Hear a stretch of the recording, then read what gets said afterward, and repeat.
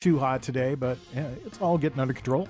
And, of course, Alex Scott with us. Alec, back from your venture to St. Louis to see the Cardinals play last weekend. Is that all new stuff? No, all old stuff. Okay. The shirt especially. This thing is probably over a decade old. For those of you listening on the radio and not watching on our television broadcast on Channel 3000, Alec is all decked out in his Cardinals gear. Josh Roberts with us, freshly haircut, coiffed. Yeah. How are you, sir? I'm doing great. It is a beautiful day out there. I guess the place for us to start are the World Cup cricket. Is that where we should start? You are asking that to me? Yeah, I has beg this your blank pardon. look on his face. I'm sorry. I thought you wanted to talk about cricket today. World-class croquet, maybe, but not Okay. cricket. Were there some Did wicked you- googlies? Did you want to talk about John Cena retiring from wrestling after next year? Yeah, Nobody can it's see after him. next year that he's retiring, though. Yeah, and the you- answer is no, I do You not. don't want to talk. Well, what do you want to talk about? Hey, baseball, of course. All right, let's talk about baseball. Let's start right there. Let's talk about baseball. Where do we begin? We begin with the state teams, the Cardinals and the Royals, both of whom will play each other coming up next week. That's fun. Oh, it is. It's a 4-game series, but it's really widely split because the Cardinals will play in St. Louis 2 games, then they take about a month off and play in Kansas City with the other 2. This is wacko the way they have it scheduled. But be that as it may, these teams are playing.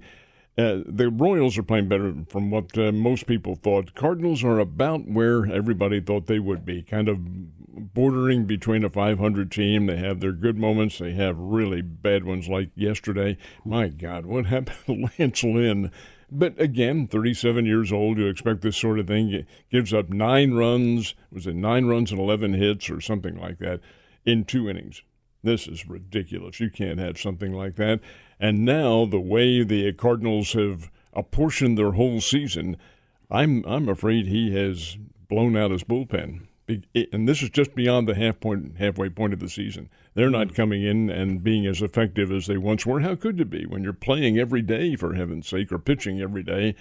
So we'll see what happens. But this Washington Nationals team, who the Cardinals are playing right now, is a team of the future. Not now, but they're very young and very talented, and they can do some things.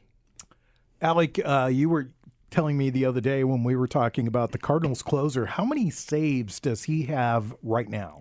I believe he's up to 32. 32. And That's a lot. He had 31 in a row, and I don't know how they scored it because on Friday night he came in extra innings with a 1-run lead and allowed the guy from second to score. But then the Cardinals retook the lead in the 11th, and he held it down that time. So is that simultaneously a blown save and a save opportunity? It could be a blown save and a save and a win. Yeah. Because he'll get the I was win like, he out would of have been that, too. So that was an interesting one. And, Lance Lynn yesterday, that is an anomaly. In the game I went to a week ago today, Lance Lynn started, and he threw 6 innings of shutout baseball. And then, the next outing, he gets absolutely shelled.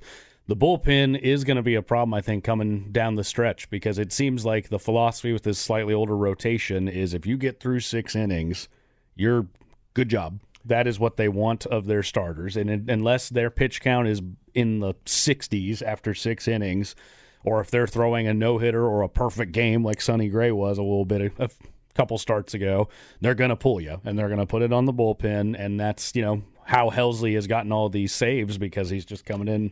And also because the Cardinals are playing close games. There's been next to no comfortable wins for this Cardinals team this year. After that game you're talking about with Gray, in which he had the no-hitter going, through 6, I think it was. He gave up 1. Didn't they pull him in the 7th or 8th? So he gave up a solo home run. I think they let him finish the inning, and he went. He ended up going 7, which if you can get your starter through 7, you'll take that every time. But you can tell there's a plan in place, it seems. This rotation's a little older. They want to protect them. If they can get 6 innings out of the starters, they want to put it on the bullpen. And for the most part, it's been effective. You've obviously Helsley has the success with the saves, but JoJo Romero's been doing well. Andrew Kittredge has done well. But they're getting asked to pitch a lot of innings and compensate for the elderly rotation. And here's Sonny Gray, who pitched the night before, and he should have lost that game. Well, the Cardinals were very fortunate to get a win and extra innings out of it, but the fact is that they have not been quite as strong, and you knew this was going to happen. At midsummer, things are hot and more games scheduled and so forth and so on, and it catches up with you when you have an older starting core the way they do, and you're pitching your relievers every game. Come on. Well, that's their philosophy. That's the way they're going to approach the season. I saw little bits of clips from yesterday's game, and it looks like Lance Lynn was pitching batting practice to a Little League team because it felt like anybody could hit the pitches that he was throwing, and he looked like a little bit like he's got a dead arm. And it's the anomaly of it because not just 5 days prior he shut down the Reds. Saw it there myself, and he looked good. But that's Lance Lynn's never been considered one of the more dominant pitchers in the sport, and so he's capable of coming out and laying eggs like that. You said he's 37, right? 37. Is it possible that maybe he needs a couple of extra days to recover and he shouldn't be on like a 5-day rotation? Lance Lynn is not a svelte athlete. He, I'm trying to be kind about it. He looks like he needs some conditioning, but he hasn't worked at it. He's 37 years old. He probably does not have many more years remaining on his contract or his probably mental approach to the game. I'll make some money while I can. But I imagine that his dedication to the game may be at a wane right now. So, yeah, you can look at it many ways. Are the Cardinals a contender? In the Central Division, they are. They're 5 games out in a very weak division. But when you take a look at the players on there, here's Kyle Gibson. He's 36, which is considered elderly. Sonny Gray is 34. He's the kid, and he gets blasted by Washington. Washington's a good team. Sure. They're still very young, and they made a haul from the San Diego Padres in their trade, a haul that is paying off for them. And they're only, a couple games under 500. They can play the game. This is a tough series, and they have 2 more games remaining in that series. Have you seen these guys? This is the first time I've seen them on TV. It's Banana Baseball. Oh, the Savannah Bananas. Yeah, I've seen a lot of Facebook clips about them. They're a pretty interesting group. I hope that they can make it to Springfield sometime. But if you like the Harlem Globetrotters, this is sort of the baseball version of the Harlem Globetrotters. Just mentioned that while we're sitting here talking a little bit about sports. It's Ned Talk on 104.7 The Cave. Your local live sports talk show. You know we're live because we're talking about things that it's on TV right now. The Cardinals remain in second place. Josh, your Cubs, they're the cellar dwellers. They've dropped right to now. the bottom. Yep. Yeah, What's going on there? Who knows? I don't know. They're the Cubs. I mean, look, the problem with being a Cubs fan is there is no pressure, ever. They may say there's pressure on them to win, but there's not. It took 108 years for them to win a World Series, and they won it in 2016. They got another 100 years before people are going to put pressure on them again. And the fans turn out for the games because it's fun to watch a game at Wrigley. It's historic is why. But there's no pressure for them to win. So there's no pressure for them to build the team that could win. You know, when you say that, that's an interesting point that you bring up because there are a number of teams who have used that excuse. Hey, why? We're making money, making TV money. Heck, what was the year the Royals were, lost it 90, 100 games somewhere around there, still made $14 million profit on the season because of television.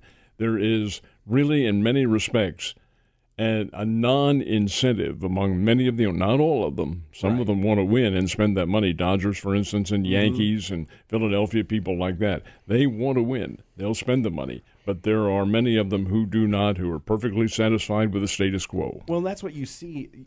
You've got your Yankees, you've got your Dodgers, you've got your Cardinals that have a history of winning World Series, so it's an expectation for their fan base.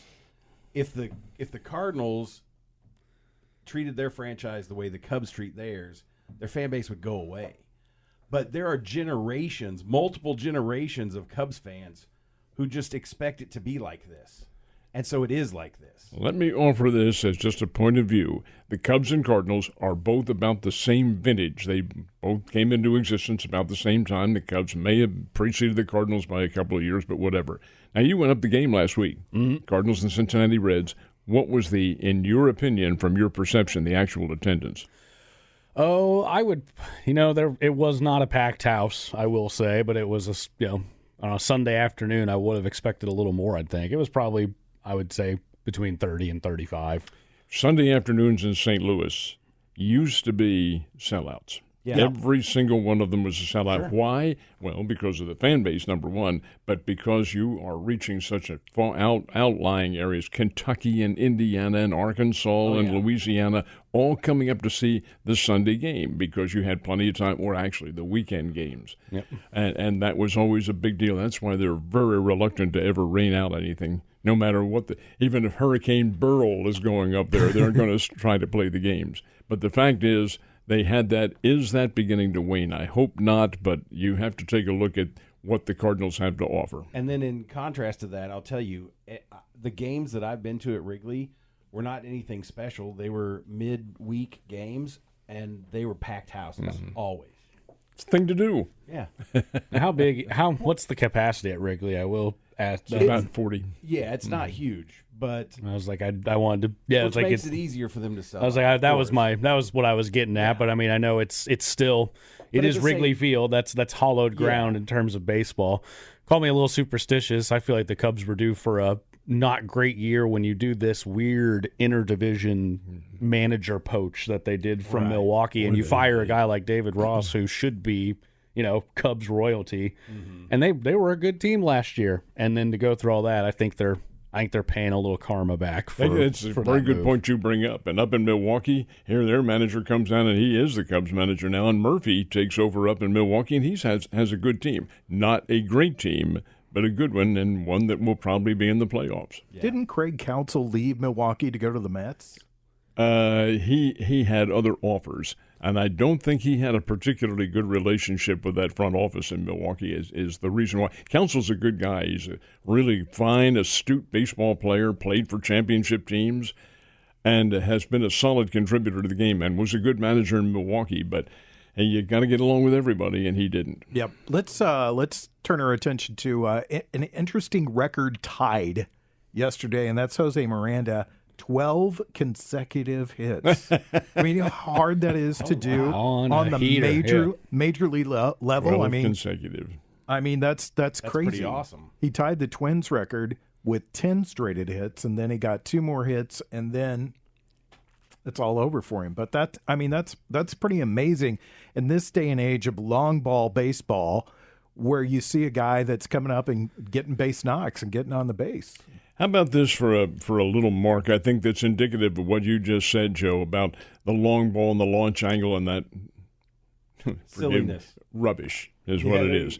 Here you've got a Cardinals guy on the team who plays regularly, who is second in the National League in strikeouts. Nolan Gorman, 115 strikeouts at bat. And you know who follows him? Pretty close. I don't think he's maybe third or fourth, but Paul Goldschmidt.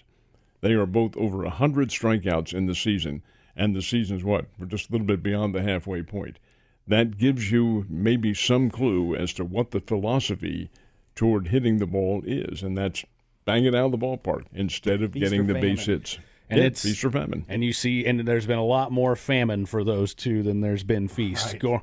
When Gorman connects, boy, he can hit the ball a long way. 16 home runs. But in my mind, if Tommy Edman were ever to get himself healthy for this season, Gorman's the guy that goes down and replaces, because he just needs some work. He has trouble against lefties. That high fastball still trips him up. He just, again, when he hits, it's impressive. But what's more a problem to me is what do you do with Goldschmidt, because that's not a guy you can send down to Memphis. And that's a good point that you bring up, too, because with the trade deadline coming up, I think the Cardinals have some intense backroom discussions to take on what you do with Goldschmidt. He's 36 years old, and he isn't hitting, 220-something right now. In 220s or 230s. He still gives you plus defense. He is still he's a good defensive player. He's still excellent at first. You've seen him make picks that other first basemen just don't make. And so that is something. But when he's supposed to be, when this team was assembled, it was those two guys at the corner. It was Arenado, it was Goldschmidt, and you put everything else around it. And it still is that way. That's what the team is based on. And both of them are coming up short this year, especially Goldschmidt. Arenado is for a year when he's looked bad, he's been hovering around 270. And you can say that's, if that's your bad year, you really are an excellent player. And Alec, when you take a look at things too, he is not your quintessential home run hitter, but he does have 330 career home runs, something like that. But here we are over over the halfway point of this season, and last year he had 26. He has 7. Now, is that indicative of he's only 3 years old, but you never can tell about players and their aging process. Same with Goldschmidt, except that he's been on the downward trend ever since Cincinnati. You mentioned Tommy Edman. He was at Hammons Field last night, and he is down here. Not, I guess it's in an official capacity, but he's not playing. Yeah. But he is rehabbing. He's getting treatment. I wouldn't be surprised if we don't see Tommy Edman this year at this point. It just seems like there's been enough setbacks in the recovery process. It might just be best to sit him down. Newt Barr's been here playing, so we can hopefully get him back up to the major level soon. He's a good contributor. I wouldn't be surprised if he hasn't already left. The Springfield Cardinals have today and tomorrow off. It's an anomaly in the schedule. And retake the field on Tuesday with the Royals up in St. Louis, so I would suspect Newt Barr will be there then. Let me just put this in perspective for people. When you were discussing the strikeouts and how baseball has changed, Joe DiMaggio, 1941, struck out 13 times for the entire season. That's 13, and had a 56-game hitting streak. He hit 361 career home runs. He struck out 8 more times than that for his entire career. 369 home runs. And you're looking at a couple of guys with the Cardinals, and not to hold them out, because there are players on every team that have 100-plus strikeouts at this point in the season. They have a third of what Joe DiMaggio struck out in his career in half a season. Yeah. Think about that for just a second. Go stick your head in the refrigerator, the icebox, whatever. Try to wrap your brain around that. That's how much baseball's changed. The type of player, too, who has those strikeouts, that's the interesting factor. The leader is Ellie De La Cruz of Cincinnati.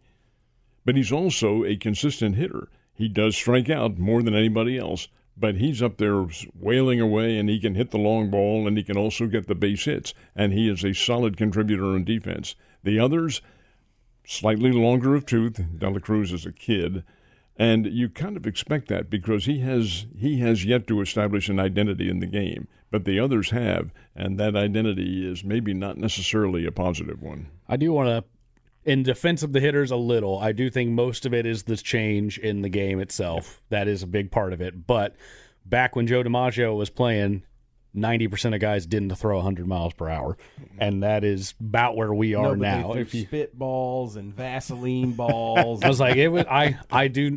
There were things, I get it, and I do think you can credit most of it to just how they play the game. I think that is easy to say, but I think the depth of pitching with guys who throw the way they do now, it's just the pitching has changed. I'm gonna argue that because I just think that you saw more pitchers in those days. And while I think pitchers pitch to contact, I also think that, you're not seeing a 12-6 curve. That is something that is completely lost from baseball. There's a few guys that still throw a pretty nasty curveball, but for the most part, it's not something you see. Typically, it's guys throwing a slider, throwing a split-finger fastball, which didn't even develop till the late 70s, the early 80s. And now it's this pitch that I don't even understand, which is called the sweeper, which is pretty much a slider. It's a slider is what it is. It has a little bit of a different wrinkle to it, but it is a slider pitch. Going to slightly disagree with you about the split-finger fastball. That's just another name for the forkball. Yeah. Which was in vogue back in the 70s and 80s and did work. And the objective is when that ball arrives at home plate, it falls off the table big time. Mr. Suter was very good at throwing that Elroy face back in the 1970s with the Pittsburgh Pirates. Also made it work very effectively. But you have to work it well because if it doesn't work, sayonara, boys. It doesn't fall off. It just floats in. Are there any knuckleballers left in baseball at this point? Ooh. I thought Tim Wakefield was the last one. No, we had the kid from doggone it. RJ won the Cy Young Award with the Mets. In 2013. Here recently, there was one in Toronto, I think, as well. It's like they're a once in a blue moon kind of thing, and they draw a lot of attention, and then it seems like they're gone as quick as they arrive. What was that kid's name? RJ, he was around in Major League Baseball and changed it, and developed the knuckleball and won the Cy Young with it, and then just evaporated from sight. English prose major at Tennessee and all this sort of. That's what caught my eye. Somebody asked Bob Euchre, how do you catch a knuckleball? And he said, you pick it up when it stops rolling. When we come back, we'll figure out something else to discuss. It's Ned Talk on 104.7 The Cave.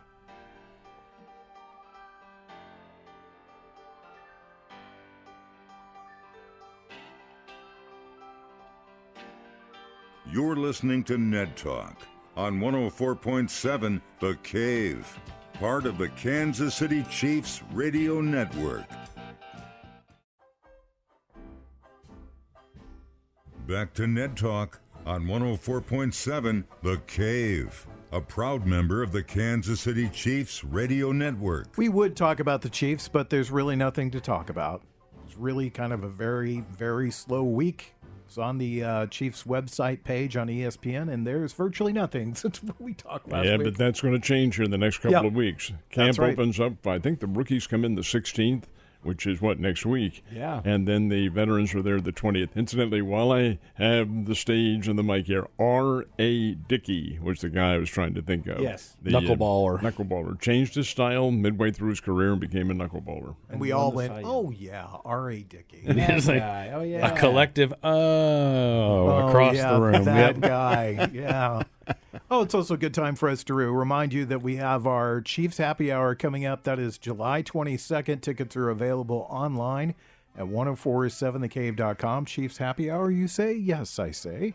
Dane and Hughes will be here, Mitch Holtis, Ned Reynolds, and we will discuss what's going on with the Chiefs and how they go about winning a third straight NFL championship, which would, of course, be something that nobody else has ever done. And I'm sure Mitch will be glad to answer any Taylor Swift questions that you have. Ned's making his list. Yeah. And she is not on that list. And I believe Art's going to try to be there, too. Well, excellent. Yeah, we'd love to see Art Haynes come out to these things. So, again, it's at the Dive on Patton Street. It is happening July 22nd. All the information online at 1047thecave.com. That's where you can purchase your tickets. They typically sell out, so get yours. Don't miss out on our Chiefs Happy Hour 2024. Had the opportunity, gentlemen, and more than frequently, the governor of the state of Missouri is there for these. He's a huge Chiefs fan, but ran into him at the 4th of July parade on Thursday. You didn't literally run into him, did you? Shook hands, if that's right. Well, I just was going to say, you didn't plow into You his didn't, car knock or him something. down or anything? No, but I said, Governor Parson, you're going to try to be there, and he looked at his car. He's, oh, no. I'll be in Belgium. And I said, I think that's on the other side of Christian County. That's a good one, then. So he will not be. He said, but I want you to do this, Reynolds. He said, when you see Mitch, you tell him that I have a winning streak and I don't want to see it interrupted. The Chiefs have been to the Super Bowl every one of these rallies that he's been to that we've had here in Springfield. Yep. And he won't be there this year, but he said, don't sell me short. No, we might have to have a picture of him or something there, Right. just for safety, just to be sure that we're safe on all that. But it is just around the corner of the NFL. This is the quiet time, really, just before the season starts. There was I guess one of the biggest stories come out was an unfortunate story about the Minnesota Vikings wide receiver, 24-year-old rookie passing away in a car accident. That is it's the kind of thing, I mean, any age, but a guy that's really just starting out his career and his life is killed in a car accident. That's highly unfortunate. It is very sad. Anyway, what shall we talk about since we don't have Chiefs news to discuss? Well, we were talking about baseball, but we can also talk about the upcoming Olympic Games, which will be in Paris, and they start. Matter of fact, the men's Olympic basketball team is currently drilling. Now, these are all-stars. Practice? What do you mean? Wow, they better practice. They're going to, and that, right, they have to get their timing down. These are all-stars, and they're practicing out in Las Vegas, and they have their first and only United States exhibition game on July the 10th, and that is what night? That would be Tuesday or Wednesday? Wednesday night. Wednesday. Yeah. Be a Wednesday night. And they play Canada. Canada is also all NBA players, too, including some very, very, very good players, all of whom played college ball in the United States, but they're Canadian citizens. So this will be a USA versus Canada exhibition game. Then the USA men's team goes over to I believe, the United Arab Emirates and plays a couple of games over there, then to London, and then down across English Channel to Paris for the games themselves.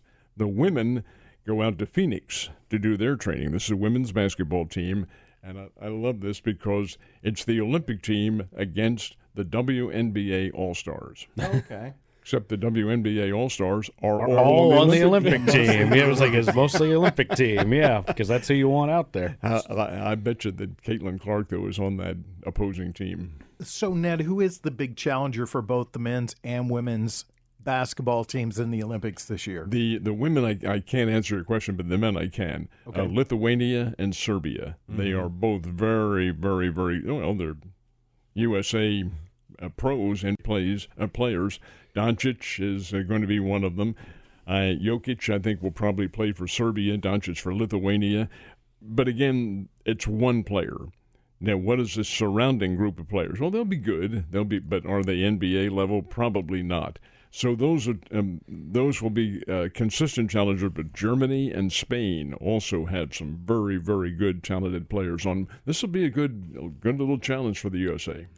I mean, did you think they win the gold medal this year, or is this another disappointing season? I can't imagine with the team that's going over there, as veteran a team as it is, then they know all about the international rules where you can take the ball off the rim and things like that. And with the Kevin Durant and LeBron James and just a great group of players. Joel Embiid is going to play for the USA this year. I can't imagine them losing, but hey, you never know. It's a team game. You know, when you look at the roster, undoubtedly the United States, for men's and women's, will be bringing just the most stacked, the best on paper roster you got.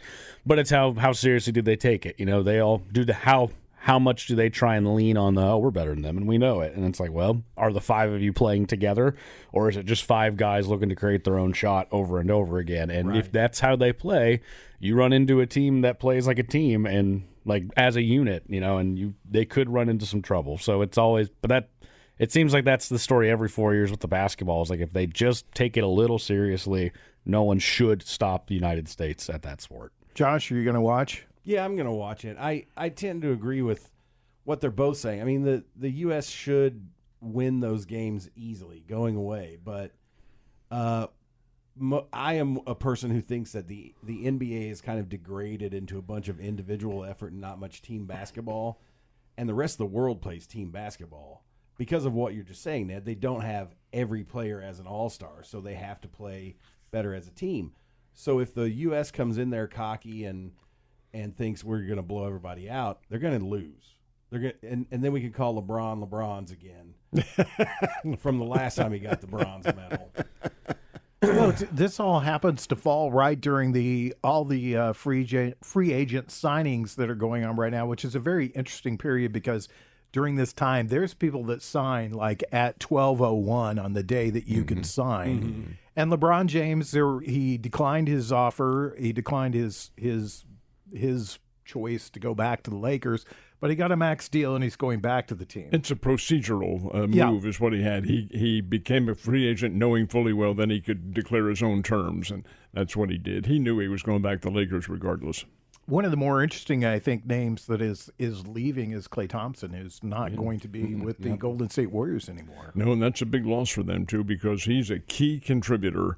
And I think Steve Kerr, who is the coach of the Olympic team, has recognized this. And he said, well, we're going to do some reshuffling of our talent group here to see if we can get back into contention because Thompson kid can play.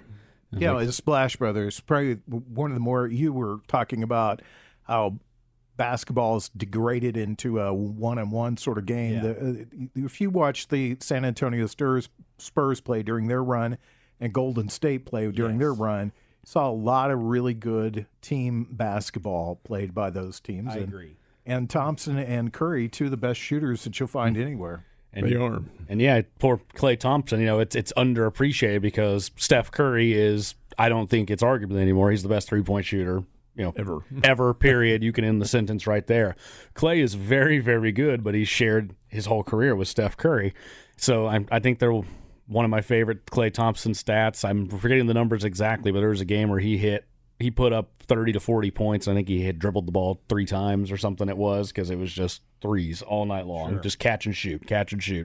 So he goes to Dallas for the Mavericks, looking to add a little more firepower to the Kyrie Irving and Luka Doncic, see if they can reload, get a little more experience under their belt, and come back next year. So Paul George, he went to, I want to say it was Philadelphia. Sixers. What do you think of that move? Well, it certainly can't hurt. Paul George, outstanding player. Outstanding over the years. He's not a kid anymore, but he'll certainly add to Philadelphia's lineup. Philadelphia has a very good lineup, but it's fractured in one respect because their whole offense is based on Embiid and what he can do, establish himself in the post, and he can do a lot. But you've got to have more weapons than that, and they do. They have some outside shooting. Are they a championship level? Not at the same level that the Boston Celtics are, or even the New York Knicks, for that matter. So they do have some readjusting, and Paul George will help them along those lines. The NBA has like the shortest offseason, I think, of anybody. They wrap up the championships in early July, late June, early July, and then they start playing again in October. And the summer league's already started. Yeah, summer league's already started. And they draft about the same week the finals end. You feel like, oh, well, we have a new champion. Then 4 days later, draft time. We'll reload it. Exactly. When we come back, we'll talk about Wimbledon. I think that's the next thing. Wimbledon's very good. Yep. Ned Talk on 104.7 The Cave. You're listening to Ned Talk on 104.7 The Cave, part of the Kansas City Chiefs radio network.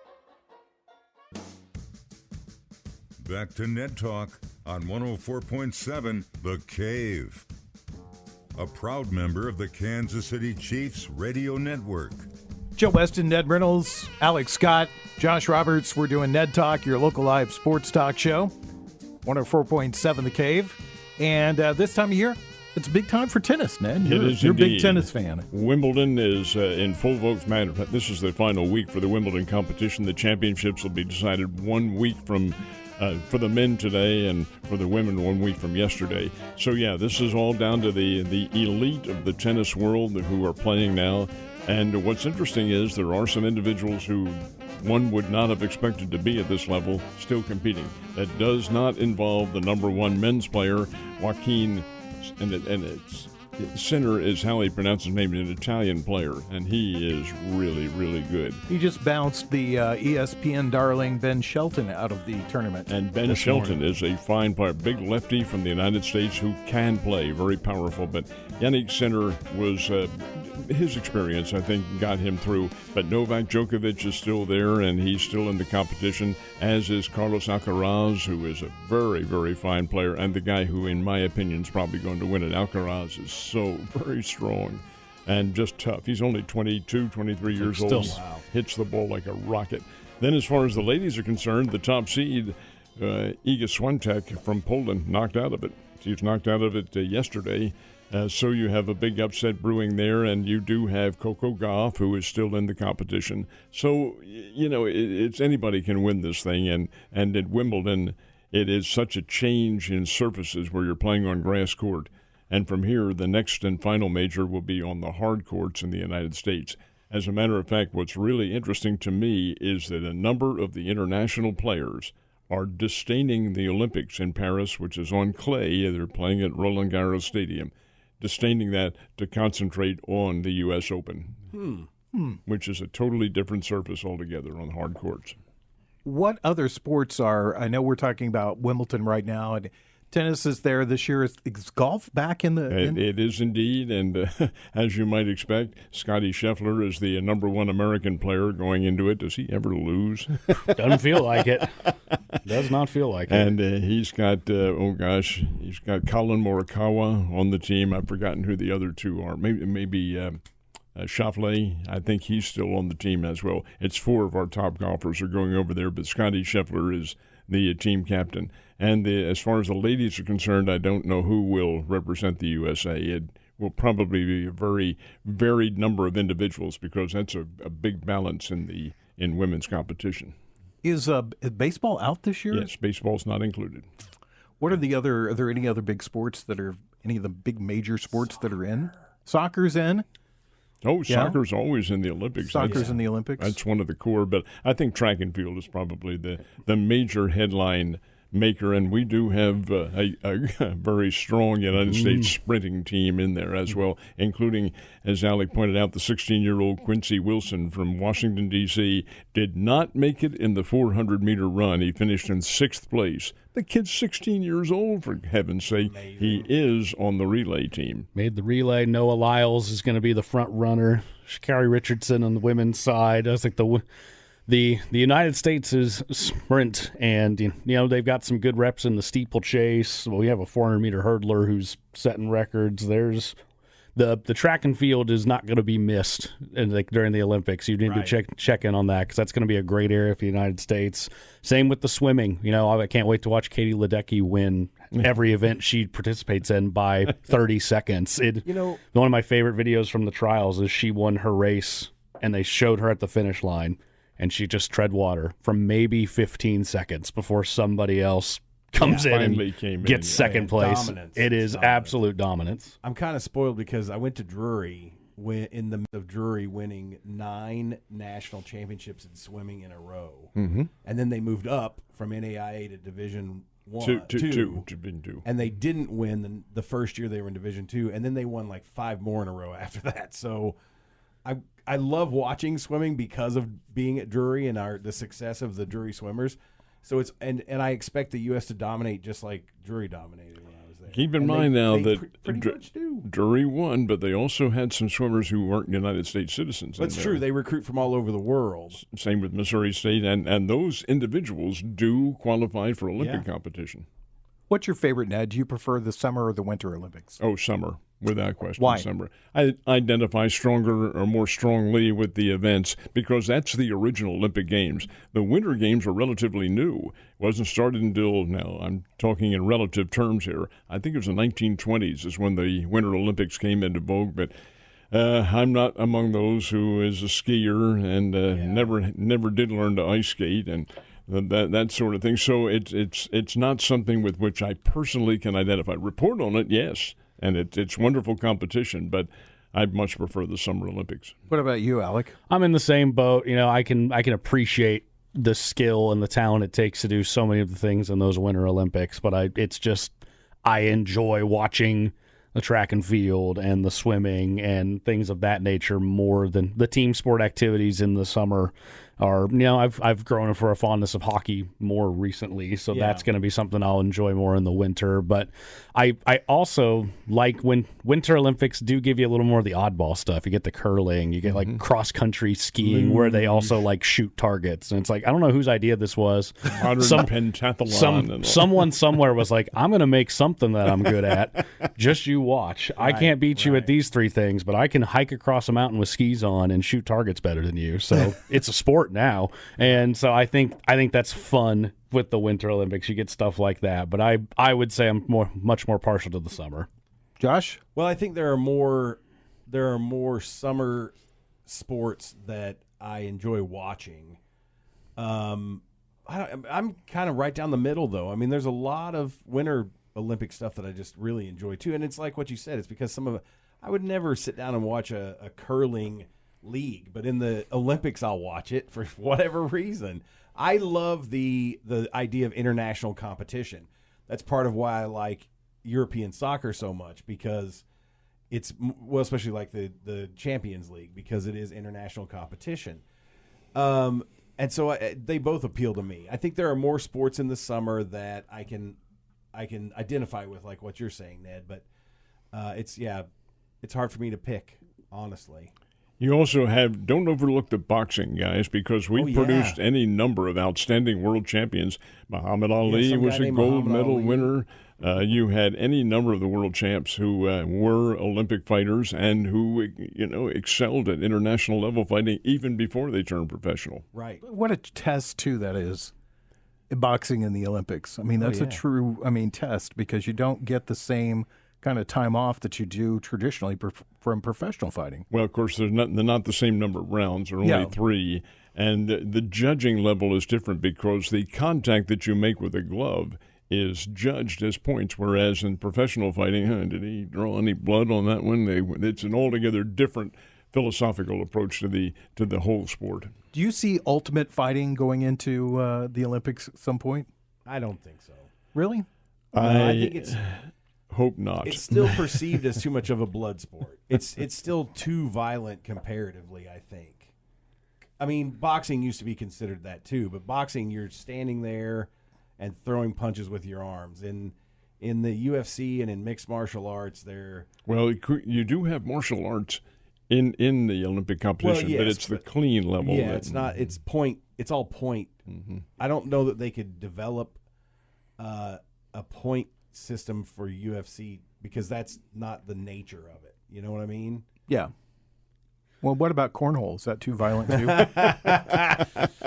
I'd honestly be gosh. surprised if there isn't Olympic cornhole yet. It just seems. it just seems. if you turn on NBC at 4 a.m.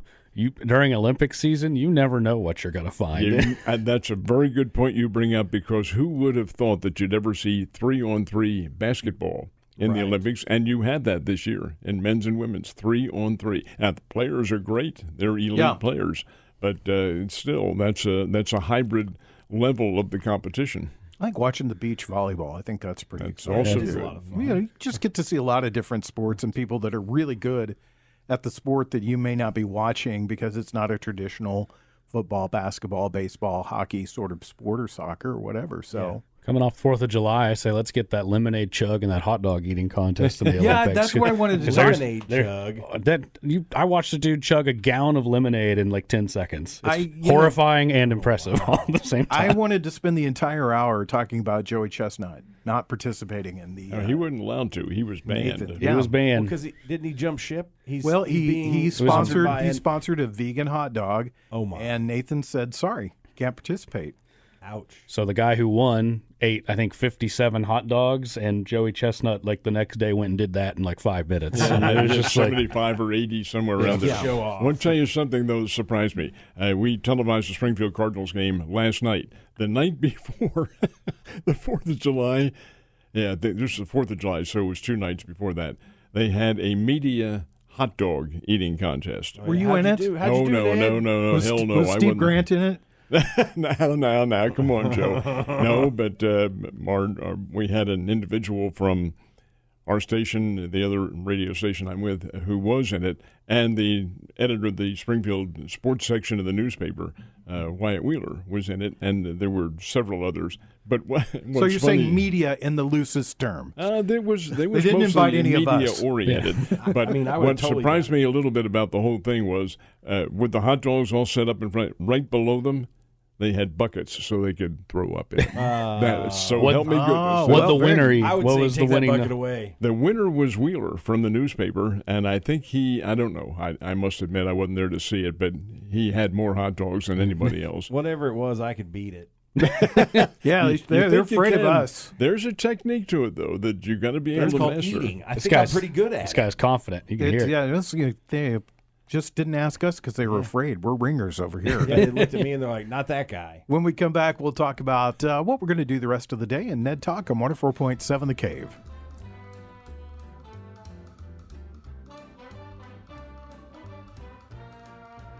You're listening to Ned Talk on 104.7 The Cave, part of the Kansas City Chiefs radio network. Back to Ned Talk on 104.7 The Cave. A proud member of the Kansas City Chiefs radio network. I'd like to mention once again that our Ned Talk, well, not Ned Talk, but our Chiefs Happy Hour is coming up 2024. That will be happening on July 22nd at the Dive on Patton Street. Tickets are available online at 1047thecave.com. Ned Reynolds, Mitch Holtis, Danon Hughes, Art Haynes will be there. I think some of us will be there. Maybe we'll do a hot dog eating contest while we're there with Mitch and Danon. I wonder how many hot dogs Mitch can eat in a setting. What do you think, Ned? I don't know. I don't know. How many times can he say, touchdown, Kansas? Yeah, I know. There's a contest. Let's ask him. What's just your first question right out of the box? How many hot dogs can he eat in a setting? I say he can eat 3. What do you think? I have no idea. Alec? No idea. If you can't do more than 3, what are you doing? I mean, what do you I think? bet he Josh? could probably push 10 but not make it. Really. Yeah. See, that just the idea of that makes me sick to my stomach. Which is exactly what we don't want to see on stage. Right. Anybody, come on, man. Well, no, that might be actually fun. Seen him throw up? Yep. Hell no. I saw Mitch Holtis do the Technicolor yawn. Yeah, exactly. What a happy hour. Yeah, what a happy hour. It was the best one they ever did. I'll tell you this funny story is that we every year I go to Mike the intern's, his son Ollie has a birthday party, and my wife and I go to it. And the first year they threw it was just a lot of fun. The second year they went to this place that's for kids, and poor Ollie got upset and threw up all over Mike. And when I left, I said last year's was better. So, but thanks, That's funny. always being invited to those. Neds, what are you going to do this afternoon? Are you doing chores again today? It is chores, of course, but really, I don't get the Cardinals on my home service, so can watch it on the internet, I guess, on my cell phone. But no, I think we'll probably do the chores that need to be done. You going to watch the Yankees and the Sox tonight? Is that the Major League game? That tonight? is the national game tonight, as it should be. As it always is if they play Yankees, on a Sunday. Red Sox, Should that's be. what it's got to be. Yeah. What do you think, Alec? What are you doing? Oh, I'll check out the Cardinals this afternoon probably, but that might be about all the sports I check out today. I'm One suggestion, if I can. One of the NASCAR event today starts a little after 3:30, and it is unique. It's through the streets of Chicago. Oh, wow. And that's most unusual. And they don't stop traffic. Yeah. And usually a citizen of Chicago wins. A cab driver usually I wins. believe it. Yeah. I've been What there. about you, Josh? I've got laundry and stuff to do, so I may Come have on. You guys, I the may have a laundry baseball- and the chores have got to stop. We need to do something with your lives. Ned, Josh, we need to You do gonna come something. over and do my laundry? No, we just need to get something going on in your life. I mean, I'll probably have the baseball game on in the background. I'm going to learn how to fire eat this afternoon. How about something that's like that? awesome. Well, Yeah. I guess I need to start practicing eating hot dogs. Just make Hey, something we're going up. to talk this big game. You got to be ready to back I it didn't realize up. I'd be called to my sacred duty so quickly. Well, next week, let's just get a bunch. Well, we won't be here next week. We'll be back in 2 weeks. But 2 weeks, we should have some hot dogs and see how many you can eat during the course of the show. Right here on the show. Right here on the show. Let's do that. Let's do it. That's the perfect audio format entertainment. Now, Josh wait a eating hot minute. dogs. Are the hot dogs going to be cooked? Well, God, I hope so. He doesn't want to. He doesn't want. I'm not eating Got to raw. swallow them whole, man, and they're dampened and all that sort of thing. What do you They're need for still this? cooked. What do you need for this? Hot dogs and buns, I guess. I mean, do you need water? Do you need a bucket? That's the gross thing of what Get they me a do. bucket. That's the gross part of how they do this contest is they dip them in water so that the bread doesn't expand in their stomach. That's what it I'm is. not going to do that. All right. So 2 weeks from today. He's backing out of it, Joe. No, he's not backing out of it. 2 weeks from I today, just don't wanna, I'm not going to dunk them it'll be an hour long. How many hot dogs can Josh Roberts eat in during an the course hour. of Ned Talk? That's what we're going to do. No, I've got a better formula. How many can he eat before he tosses them? Well, we don't want him to toss him. We just want to see how many. not a puker. come Ned. It's not a matter of that. It's what he's going to do. All right, make sure you tune in. 2 weeks, we're going to have hot dogs ready for Josh Roberts. Yes. It is Ned Talk. I'm 104.7 The Cave. Thanks to Ned Reynolds, Alex Scott, Josh Roberts, Corbin Campbell. I would also like to thank Mike the intern and Brian Tyndall, Nick Fury. We'll see you guys in 2 weeks for Ned Talk.